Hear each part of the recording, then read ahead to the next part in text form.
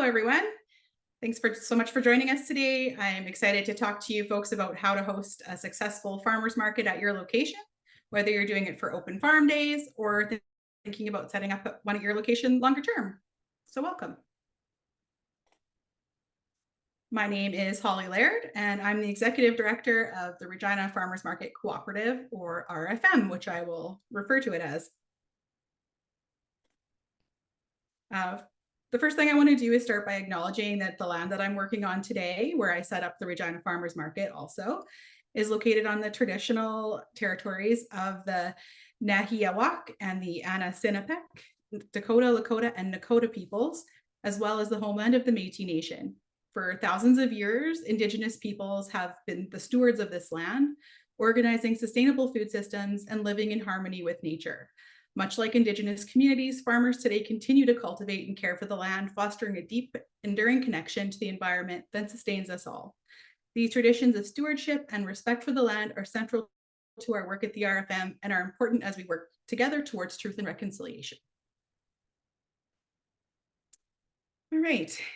Next up, I want to give you a bit of background on who I am and how I ended up here. So I started out in 2015 as a vendor at the Regina Farmers Market. I launched a small business called Nosh Artisan Edibles, and I did that while I was on maternity leave with my second son. I knew that I didn't want to go back to a 9-to-5 office job. I didn't want to sell MLM products, and I didn't want to miss time with my family. So we were already spending a lot of time every Saturday at the farmers market, and it quickly became our favorite way to spend intentional quality time together as a young family. We loved the community and we looked forward to seeing our favorite vendors and our favorite products. So I ended up building my business to fit into that world. I used ingredients that I bought at the market, and over 3 years, I was able to extend my leave to be close to my babies, grow my business, and become part of an amazing community. In 2016, I was elected to the RFM Board of Directors. In 2018, I stepped up to help with social media when there was a staffing shortage, which within a few weeks led to me being hired as the operations manager. And then in 2019, I took on the role of executive director just months before the world turned absolutely upside down. So I can confirm firsthand that the pipeline from market lover to vendor to staff is indeed slippery, and I'm glad that I took that ride. I did a little bit of deep dive on my experience since I've been at RFM. I've attended 122 markets as a vendor. I managed 475 markets as a staff member. I've set up in 11 different locations over the last 6 years and supported 444 small Saskatchewan businesses through my work at the RFM. I've been at farmers markets in the rain, the wind, the blazing sun, and even the snow, and I would not have it any other way. Some of the highlights of my time here have included launching our online store in response to COVID. I was also part of running Market Under the Stars. And last year I launched our first ever annual tomato festival, which was a huge success. It hasn't been all easy. Like many small organizations, we've gone through tough times. And there are moments when I wasn't sure we'd make it, but those periods forced us to reassess and refocus. And now we've not only recovered, but we're thriving. May 12th, 2025 marks our 50th anniversary of incorporation, and I am so excited for this organization as we're looking forward into the next 50 years. So that's a little about me, a little bit about RFM, and next up, why are farmers markets important? So farmers markets are essential for so many reasons, but here are a few. They support local economies, so money stays in the community. A recent study showed that for every dollar spent at a farmer's market, it generates $3 in local economic activity. That's amazing. They promote sustainability. Vendors often use low impact farming practices and minimal packaging. The food hasn't traveled thousands of kilometers to get to you. They increase food access and freshness. Most produce at the farmer's market was picked within 24 hours. You can taste the difference. I dare you to try a farmer's market baby carrot and then go back to one of those rounded off nubs that they call baby carrots at the grocery store. You cannot. You are ruined for life. You're welcome. Ask me how I know. Next up, they preserve food culture and diversity. Heritage crops, hand-pinched pierogies, family recipes. You don't often find these at big box stores. They offer a direct connection between farmers and producers with their customers. Customers can talk directly to the farmer, they can ask how their food was grown, and they can build relationships. And they build community connections. Our vendors and customers celebrate milestones together. They know each other. That kind of social connection is rare and it's valuable these days, and it must be cultivated and protected at all costs, in my opinion. So there's lots of reasons why farmers markets are important. Why would you host a farmers market? Well, there's a few reasons here too. To bring people to your farm or to your site. You can showcase local foods and products. It creates memorable experiences for attendees and for you. It builds connections with your neighbors and your community, and you will meet other farmers and producers in your area that you might not have otherwise crossed paths with. Why wouldn't you? Early considerations. So there are a few things that I would say everybody should think about if they're thinking of having a farmer's market. Do a bit of research. What's already happening in your area? Where are people buying their local food? Is there already a farmer's market nearby? And if there is, can you collaborate instead of compete? We are stronger when we work together, and it's been proven over and over again in my experience. So collaboration better than competition. How can we work together and amplify the message of small farmers and farmers markets in Saskatchewan? So figure out what's missing. Are there products, dates, or communities that are underserved? That might be where your opportunity lies. Another good idea is to connect with existing markets and local food networks early, as many plan seasons ahead. Okay, so I'm assuming that most folks who are on this webinar are thinking about hosting a farmers market in 2025. So that's very exciting. We need more farmers markets in Saskatchewan. To be honest, our farmers market game is quite weak in this province. We don't have an umbrella group for farmers markets, and so we don't have the same connectivity that they do in other provinces. So I think this is a step in the right direction, and good for you. But one thing that you should know right away is that farmers markets don't just happen. This is the mantra of the Farmers Market Pros in San Diego. They host an annual conference called Intense. I'll give you a second to get it. Intense. What a great name for a farmers market conference. I had the chance to attend, and it truly reaffirmed what I already knew. Market managers are part of a special club. We're the best kind of weirdos. We are brave, creative, endlessly adaptable, and we're the ones crazy enough to take on this work in all weathers. I put this picture up because this was a particularly strange day in the morning where I was wearing my winter coat and it was foggy and we weren't sure what kind of day we were going to have. And a few hours later, we're in our summer gear having a beautiful summer day. That's just how things go at farmers markets. So it takes a team effort. When we say farmers markets don't just happen, it doesn't mean just the market staff. There's a huge group of hardworking people that come together. Market managers, vendors, volunteers, community partners, venue hosts, and also the weather. That's a big part of our team. I wish that they would have a better attitude and show up for us better some days, but definitely part of the equation.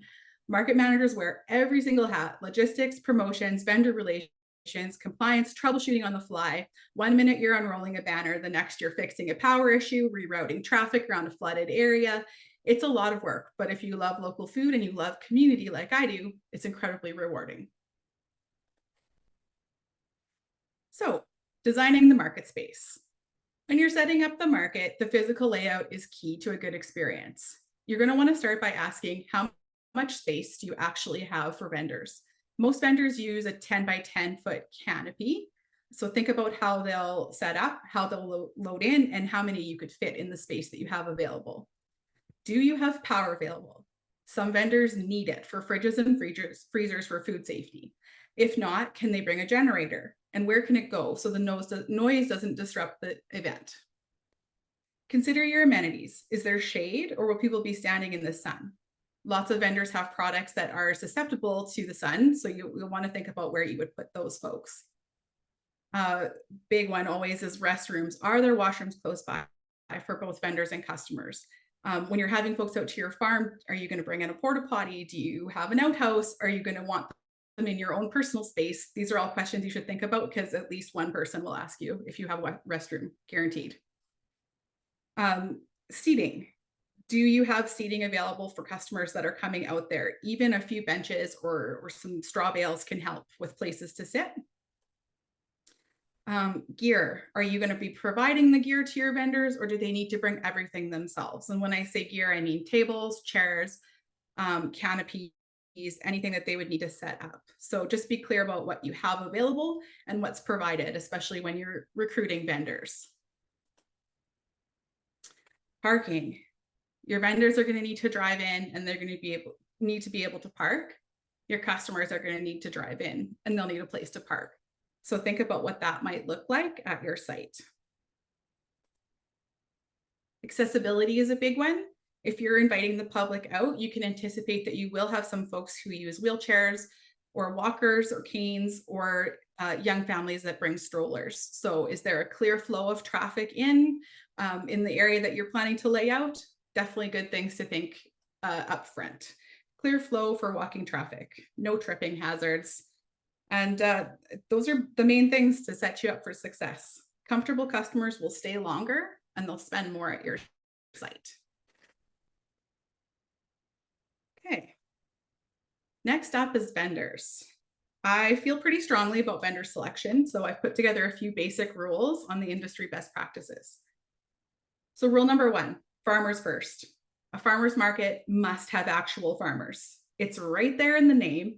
If you don't have any farmers, what you have is a community or a public market, which is perfectly fine, totally acceptable. But it's important to be honest about what kind of event you're hosting, because people have expectations when they hear that it's a farmer's market.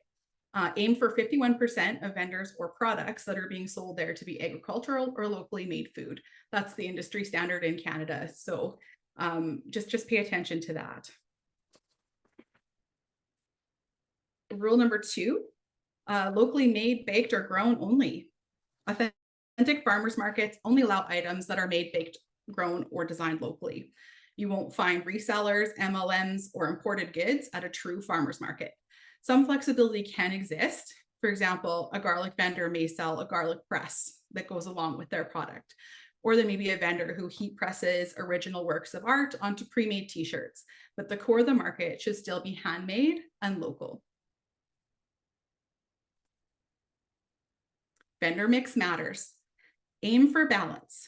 You want to find a variety of produce, baking, preserves, meat, prepared food, and a small number of artisan vendors.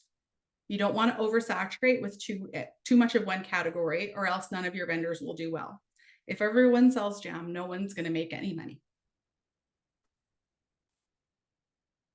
Quality over quantity. So a handful of solid, consistent vendors is way better than a full roster of duds. What really matters is that the quality, reliability, and fit of your vendors makes sense. Shoppers notice when a market feels cohesive and intentional, and that starts with you choosing the right people to be there. A small, focused farmers market can feel full and vibrant when it's well curated. Even if booths offer something unique, local, and well presented, people won't care if it's not a massive lineup. They'll feel like it's a great place to shop, and they'll keep coming back. And the 5th rule, treat vendors like they are VIPs, because they are. Vendors work very, very hard to be there for you. In Saskatchewan, we do actually have a limited vendor pool. So if someone is coming out to your site, you should roll the red carpet out for them. Make sure to understand what their needs and wants are in terms of setup and how the run of the show will go. What are their goals for the event? Can you help them achieve them?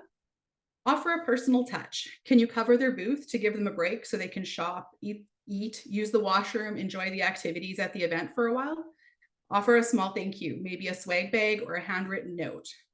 A personal check-in during the event goes a long way. Relationships do matter. Happy vendors come back. Vendors also talk amongst themselves. So unhappy vendors spread that word. So just remember to treat them like the VIPs that they are, and you'll have lots of vendors at your door coming back year after year. Just a few other tips in terms of vendors. You got to set your expectations clearly in your vendor call or application. Tell them exactly what you're looking for and what's not allowed. Make it easy for vendors to say yes by communicating clearly and having the answers to their questions ready to go. Be kind, but don't be afraid to say no if something doesn't align. Protect the integrity of your market. Consider charging a small fee for vendors attending your farmers market that represents cost recovery and compensation for your efforts to organize and promote your farmers market. I know with the smaller farmers markets, oftentimes people are just happy to have them come out, but I think it is realistic that you're putting in a lot of time and effort for them. So even a small fee can go a long way. Ensure the vendors that you're working with are following food safety regulations. This adds to your credibility and it builds trust. So where to find vendors? That's a huge question that I get asked a lot. As I said earlier, that there is a small pool of vendors. It's not unlimited in Saskatchewan. So it can be one of the hardest parts of organizing a market. I would start local, think hyper local. Who are the growers, bakers, and makers who are nearby to you already? Online, of course, there's lots of Facebook groups that are specific to local food or to Saskatchewan events and trade shows that some of them you can post in, some of them you can't, but you may find people that you want to reach out to directly. So definitely looking online, searching Instagram hashtags to find regional food producers and small businesses is also another good tip. Community newsletters or bulletin boards can be a great way.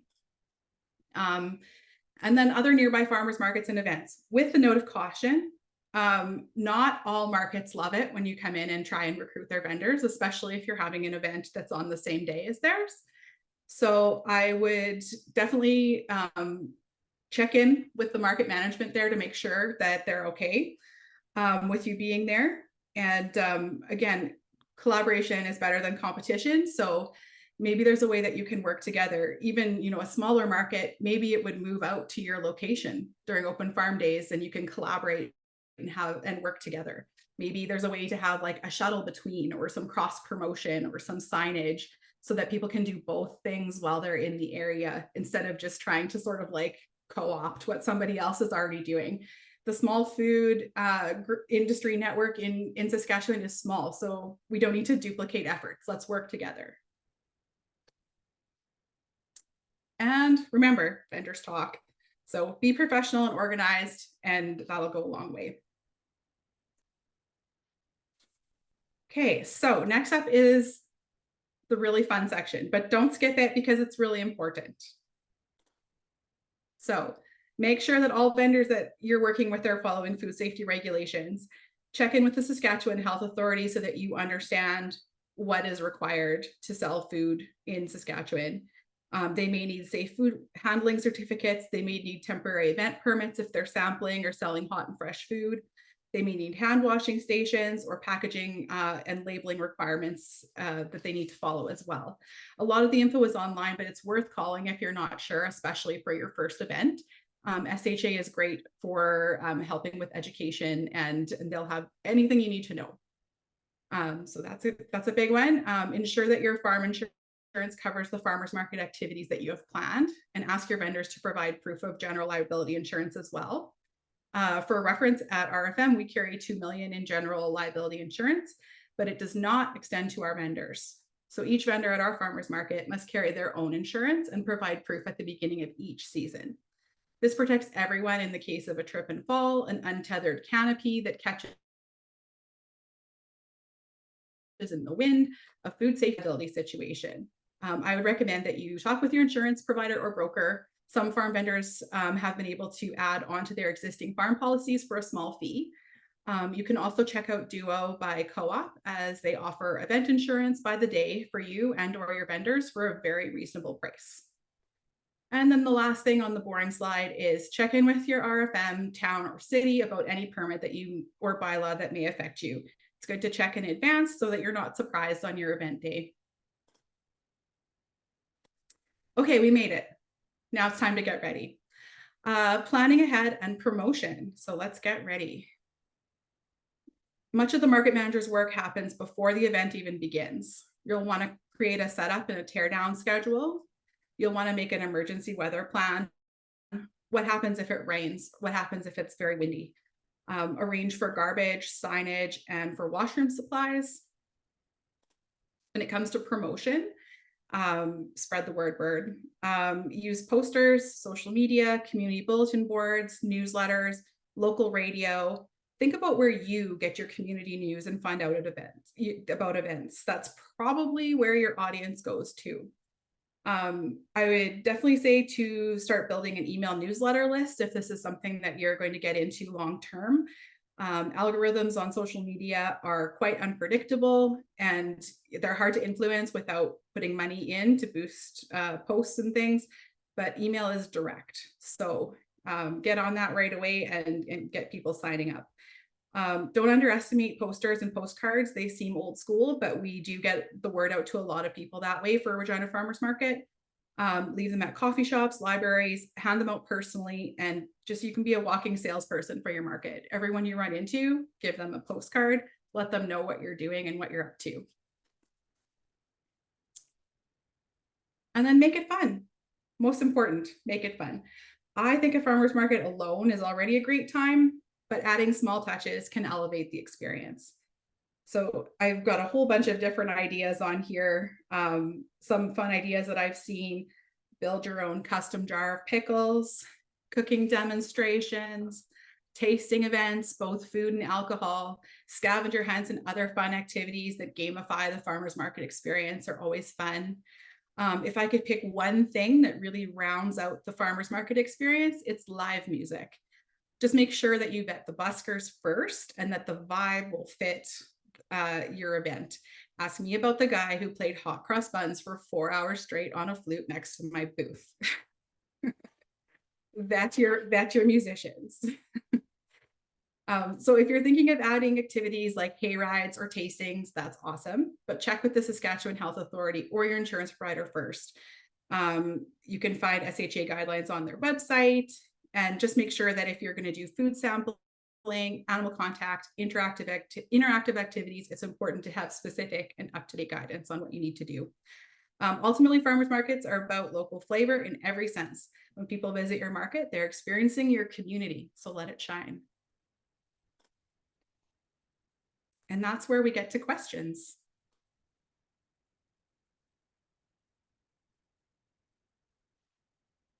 Any questions? All right, well, I'll just head on to the next slide. Before I let everybody go, I have to just take a minute to talk again about my heart, my Regina Farmers Market. One of the best ways that you can learn about farmers markets is to visit one. So I'd love to invite everybody here out to visit the Regina Farmers Market this summer. We have outdoor markets every Wednesday and Saturday from 9 to 1. And our 50th anniversary celebration was coming up in a few weeks here on Wednesday, May the 28th. Everyone on this call is invited to stop by our information booth, and we'll have $5 in market money waiting for you to spend that day. The information there is on the screen. We'll have performances by Ryan Hicks and Belle Plain that day, which is very exciting. If you can't make that one, come out to our Tomato Festival on August 2nd at the Saskatchewan Legislative Building. It's one of our most fun events of the entire year.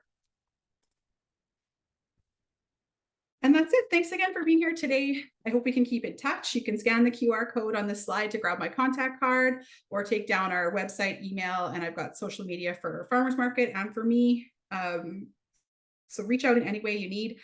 I know it can be daunting and it's tough to fit everything into one half-an-hour presentation regarding farmers markets. So if you have questions, feel free to reach out. I'm happy to chat through whatever you're working through with your market and get you going. So thank you to Open Farm Days, to Food and Farm Care, and to Miss Ashley Stone for inviting me to speak.